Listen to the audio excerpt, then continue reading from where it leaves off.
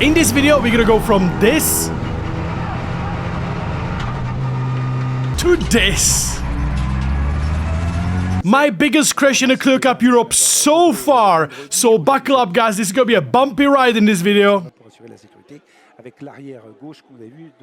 Hello fellow sim racers and welcome to this video. We are at the Magny Cours driving the Clio Cup Europe after a very successful Imola event, and I'm very happy to be in Magny Cours, guys. I want to break the last year curse. It was very bad weekend for me, but hopefully this weekend is gonna be great.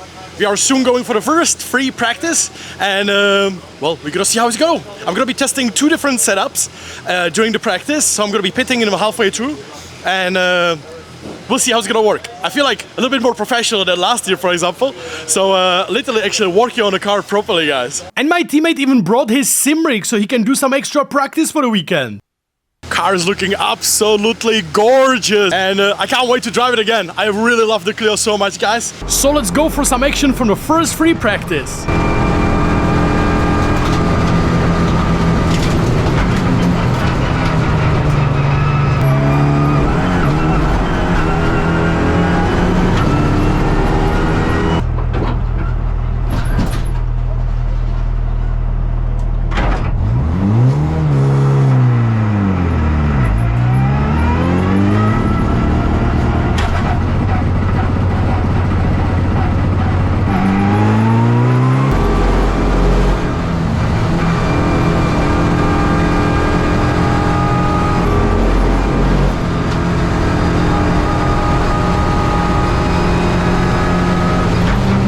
First free practice, I was P10, so really good. I'm trying some different things on the setup in a first free practice, and now I'm gonna try some different things for the second free practice. So we're gonna see how it's gonna work, guys. And so far so good. Very technical track, very difficult, but I hope I will improve, because usually I'm fast in the first free practice, and then I try some different things in the second free practice, and it's not good. But we're gonna see how it's gonna go, guys. Let's go!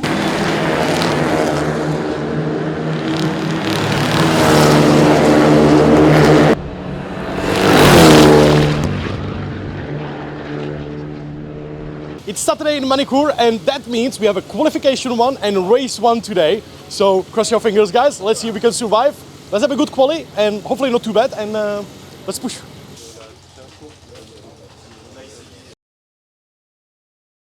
Quali 1 was very difficult because it was quite cold, and the new tires took around 4 laps to actually get the layer down and actually be able to properly push. Right away there was a red flag, so in the end the qualification was only 1 flying lap. I also had this very nice drift moment in the qualification.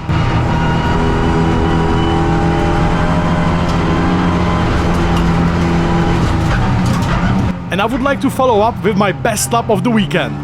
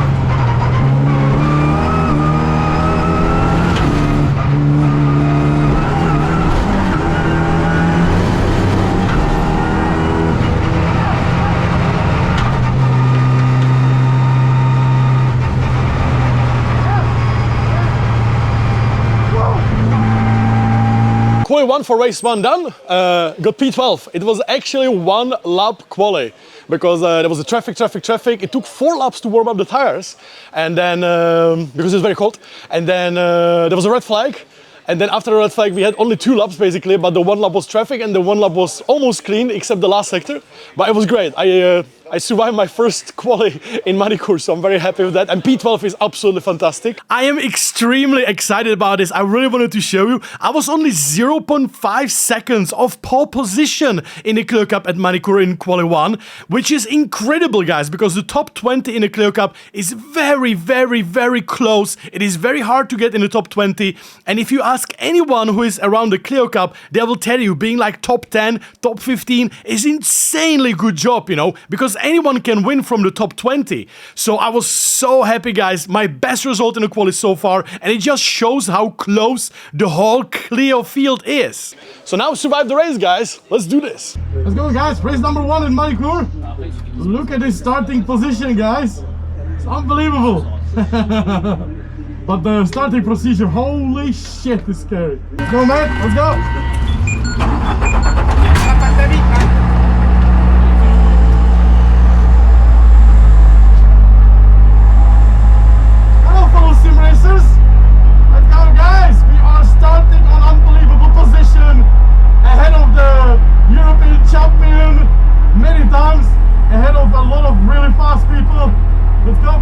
So welcome, guys, with me for the race number 1 of Clio Cup Europe at Magny Cours on Saturday. My best qualifying position, I was starting from P12 from 40 cars, P2 in my class, so absolutely fantastic, guys. But unfortunately, this race will be very short for me. So now, warming up the tires and getting ready for the race, and you will see what will happen. I just want to add, guys, that I am absolutely shocked to be fighting in the top 10 of the European Clio Cup Championship, because this championship is extremely competitive, very difficult, very hard to qualify correctly, and especially this season the grid is just so close. Guys, as a sim racer with the experience I have, it makes me so proud, so happy, and it just shows the sim racers can do a brilliant job. I have a great respect from like half of the grid. A lot of drivers are super nice to me and respecting me, and then there are actually some drivers who are exactly opposite. Actually, you know, like a little YouTuber, influencer and such, not very good, you know, but it is what it is, guys. It is what it is. I'm trying to fight with all that at the same time. I didn't have a problem last year, but this year is a bit noticeable. But guys, we are going fighting, we are going racing. Let's go. Can you guys count how many times I got hit in this race from behind? I wonder if you will notice all moments. Please don't put the Reno, Timmer, race number 1 Magny Cours.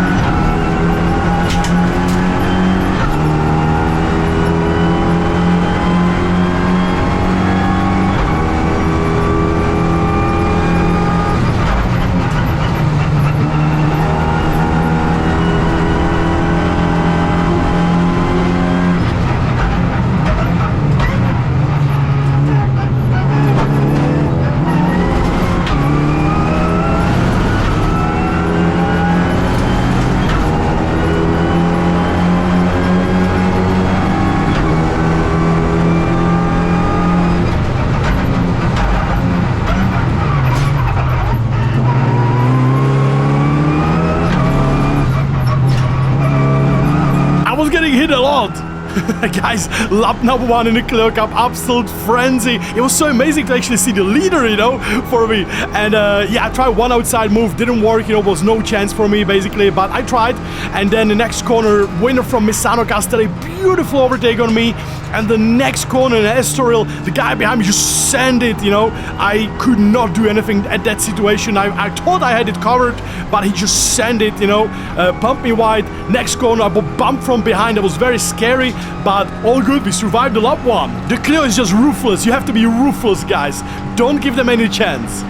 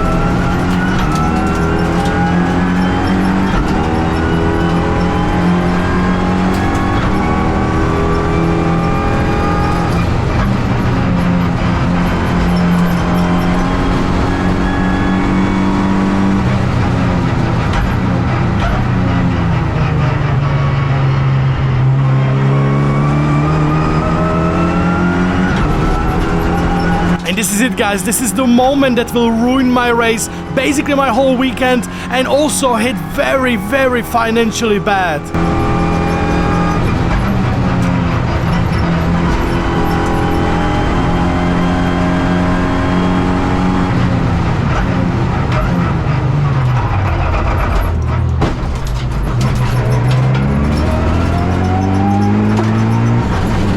I don't know what to say, guys, to this. Driver behind me lost his car, jumped on the grass onto the inside, crashed the driver in front of me and me completely.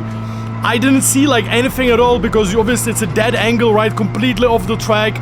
And when I was approaching, getting into the corner, into the apex, I just saw like a flash of something to my right, and I just hit the brake and opened the steering, which basically saved me for getting T-boned and completely getting wrecked car, guys. So I would say little Spidey sim racing reflexes probably saved my car here, guys. Unbelievable, guys. I'm sorry I couldn't do anything.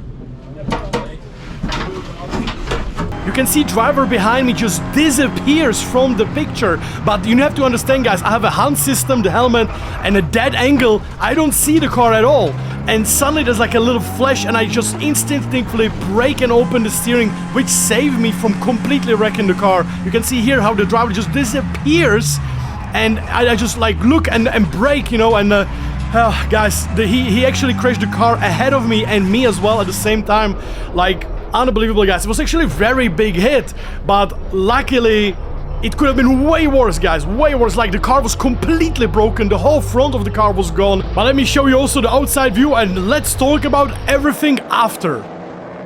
Watching this footage, I can't even imagine what would happen if I would be going normally into the corner. If I would not take any evasive action, I would get hit so hard, guys.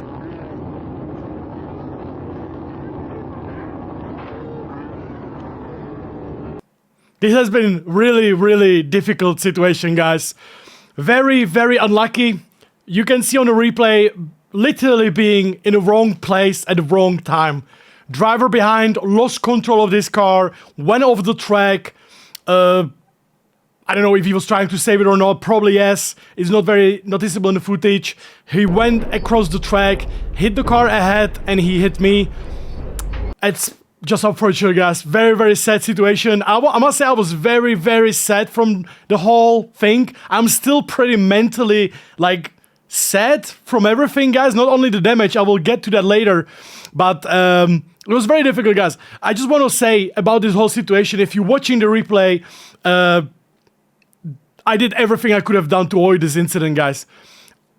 I couldn't see anything because when you're driving, right, you have a helmet, you have a hand system, so you have a very limited angle. You are driving in a corner around 150, 160 kilometers per hour, going to the braking zone, and you are going into the braking zone, and when I'm like turning into the corner on the brakes, I see like some flash or something in like a mirror, you know, and for some reason, like instinctively, I open my steering and I brake properly, like even more. I'll even lock up the tires, and then I bam, you know, got hit by the car.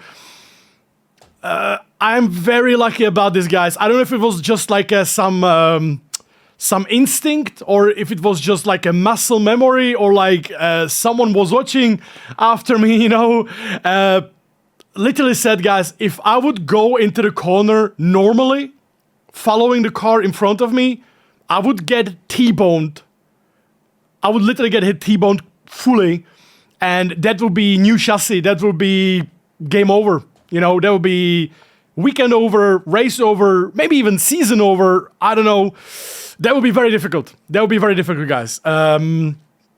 You're probably interested how everything turned out from this situation.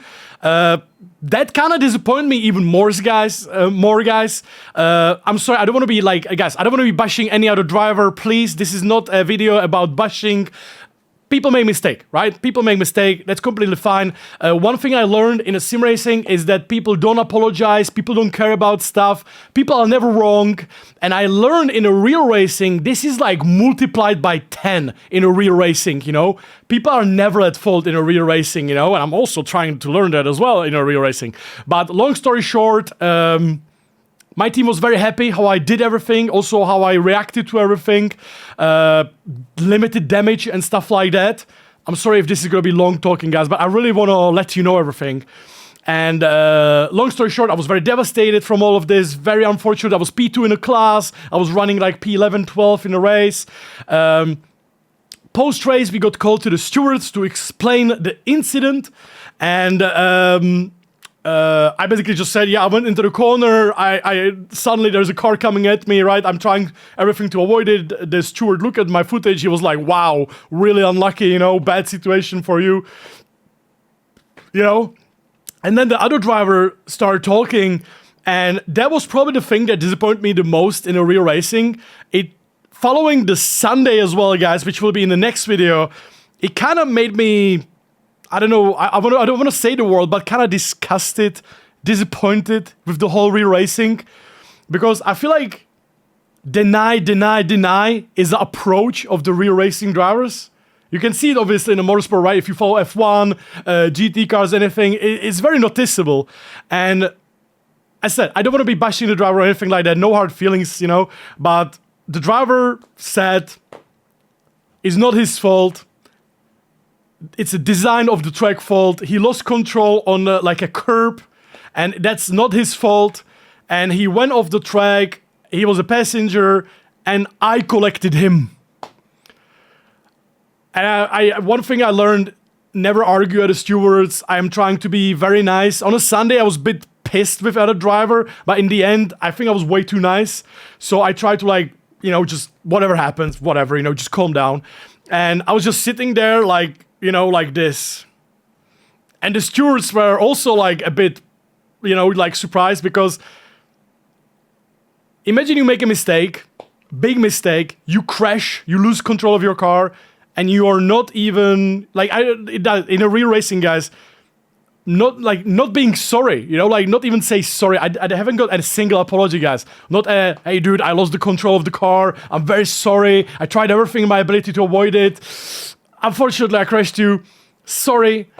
Guys, nothing like that. Nothing like that. And that kind of made me very disappointed. I was like rethinking my whole, I love real racing, I want to be real racing, I want to be a race driver. But at the same time, I was like, this is what real racing is all about? You crash someone and you're like, it's the track design fault, you know, they shouldn't put a curb there, you know. And yeah, so that was very disappointing, guys. Like very, very shocking and disappointing. If you're wondering, guys, about the car itself, the car got very badly damaged. The whole front basically was moved like this and everything was destroyed. Luckily, engine and the gearbox were fine. The worst hit was actually the whole front chassis. The gearbox cover had to be replaced. All the radiators, the lights, the front bumper, the side bumpers, the wheel, the suspension.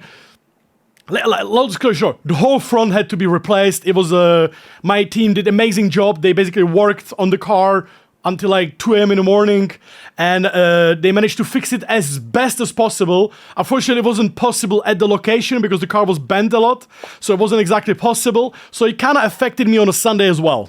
Now, the no funny part, guys, I always want to say this weekend at the Magny Cours was crazy. Big incidents on a Sunday specifically, huge incident. I think there were like 3 cars totaled this weekend in a Clio, maybe 4. And I think in the end, I got it like okay, you know. But I took a big hit, guys. Something I didn't count with, or something I didn't want it to happen, you know. Yeah, guys, if you just want to know, we are talking about 6,000 euro worth of damage from just Saturday race. Then on a Sunday, there was another incident, smaller, but also like with big effect or big impact on the car itself, which will be in the next video, guys. Yeah, it was a bit difficult, guys, because in total, because the car is currently completely naked, getting stretched on a stretcher to be straightened for Valencia and fixed for Valencia. So we are talking like the Saturday itself is like 6,000 euro, but in total, the damage on the car is around 10,000 euro, guys. So it's that's basically one racing weekend and more for the Clio, you know. As said, I've tried to look at the bright side. It could have been way freaking worse. I could have been in the hospital as another 3 drivers. I could have totaled car, something like that. I want to add one more thing, guys, which people probably don't know about the real racing. In real racing, it is possible to have insurance in certain racing series, in certain cars. But in a Clio, it's basically completely useless and it doesn't cover anything. Just for you to know how does it actually work, guys. In a real racing, it doesn't matter what happened on the track. If you lost it or someone lost it behind you, it is always your fault. You always pay, depending obviously on the team and how everything is. But 99.9%, if you are not a pro driver or like professional driver or factory driver, you always pay for your own damage on the car. Not mechanical, you know, if engine breaks down or something, goes after team. But if you crash into the wall or if you get collected, it is your fault technically and you pay. So there's no help whatsoever. Just for you to know, into the picture, my friend, he raced in a GT Open, and for 2 racing weekends, insurance for a GT3 car was 12,000 euro for those 2 racing weekends. But wait, the insurance on a real racetrack is not like on a road. The insurance on a real racetrack, it only covered the damage above 200,000 euro. So basically anything under 200,000 euro on the car damage was going into from his pocket. And if he, for example, totaled the car, it was coming from the insurance. That's how the insurance in a real racing works. It is very complicated. It is very difficult. It doesn't work at all anywhere. And not many people actually use it, you know, in any way. And for Clio, there's basically no chance for anything like that, you know. So it kind of makes me rethink also some stuff as well, because I'm very careful with the money, but it is very difficult, guys, in real racing. And I know a lot of people are probably interested in this. I feel like the most thing that disappointed me from all this is like, yes, of course, I took a massive financial hit and I'm screwed currently. But at the same time, I think the deny approach of drivers really shocked me, you know. Like I learned this in the sim racing, but I must say in real racing I expected even more. I already learned it last year, but I didn't expect it to be in this kind of angle, you know. So yeah. Again, guys, I don't want to be any bashing, please. I don't have any hard feelings to anyone. It's just like in the general aspect. I'm gonna be back, guys, for Valencia in 6 weeks with the Clio Cup, and hopefully that's gonna be a good one. But man, I can't wait for you to see the Magny Cours, guys, because Magny Cours second race Magny Cours was unbelievable, especially the start. And that was even worse driving standard in that race. And then I was collected in an unlucky incident, which also damaged the car and made me DNF. But that second race, in terms of driving standard, that made me like rethink the whole future and stuff. And yeah, just let me know what you guys think. Like, the real racing is a cruel bitch, you know? I love it so much, the adrenaline and everything. But some side of the real racing, I'm like, man, this is difficult, you know? This is difficult. I can imagine having like unlimited budget must be so much easier because you don't worry about these things, you know? Because going home, I was very sad for the team, but the team was happy, you know, because that wasn't me. I didn't do anything wrong. I was driving fantastic the whole weekend, but driving home, I was very down and very sad about all the stuff and what people acted like and such. But we come back, guys, stronger, faster, better. And guys, sim racer driving in the top 10 of the European Championship is unbelievable. So let's keep going.